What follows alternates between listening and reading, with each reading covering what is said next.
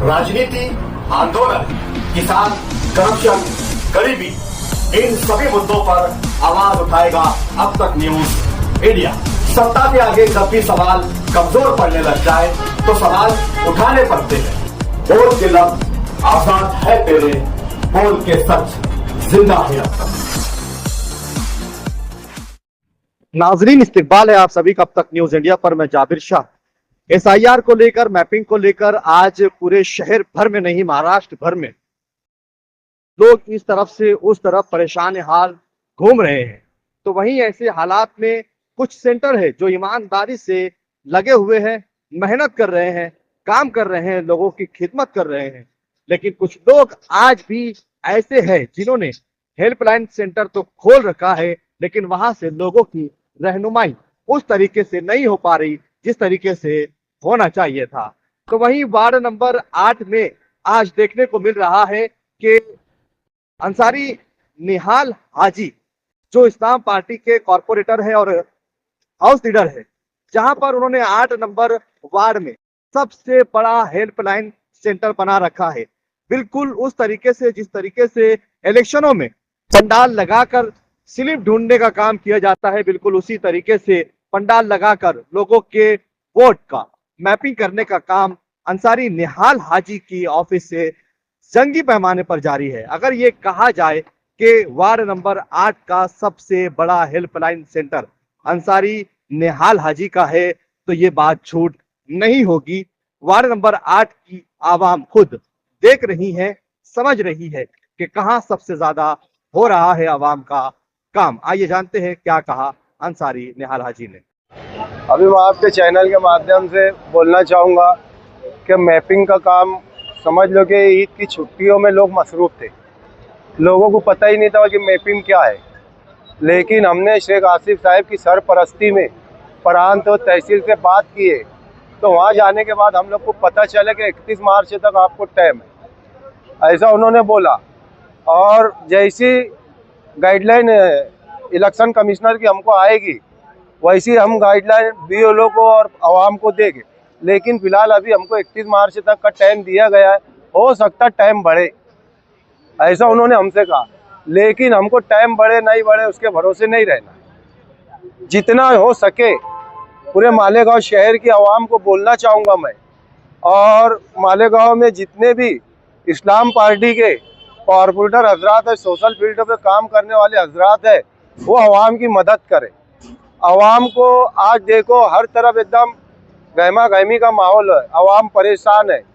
BLO का मसला ऐसा है कि BLO ने आज भी, मैं बता रहा हूँ, आज भी कुछ BLO इतना परेशान कर रहे हैं कि आने का नाम नहीं ले रहे। कहीं तो अभी मैं लगाया कुछ BLO को, उनसे फ़ोन पे बात किया तो 15% और 20% आज भी काम है उनके।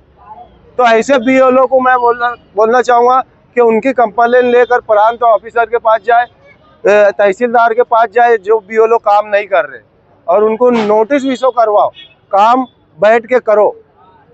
इसमें आवाम परेशान, बहुत सारे BLO जिनके 70% काम हो चुके हैं, जो लगन से कर रहे हैं वो BLO के काम 70% 80% तक हो गया है।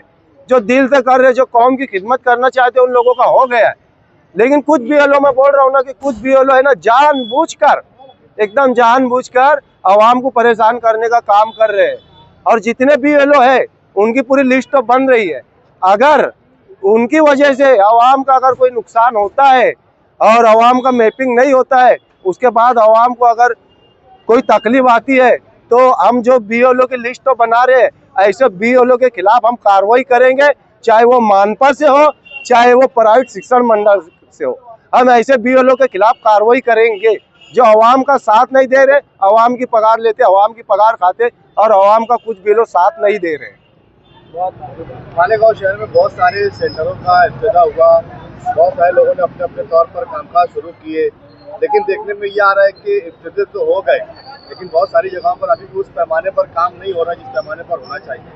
मैं एक बार फिर बोलना चाहूँगा कि शेख आसिफ साहब ने पूरे शहर में ऐलान किए थे हम 50 हेल्पलाइन सेंटर खोलेंगे, और करीब करीब काम मुकम्मल हो गया। 50 हेल्पलाइन सेंटर रमज़ान महीने के पहले हमारा काम शुरू हुआ।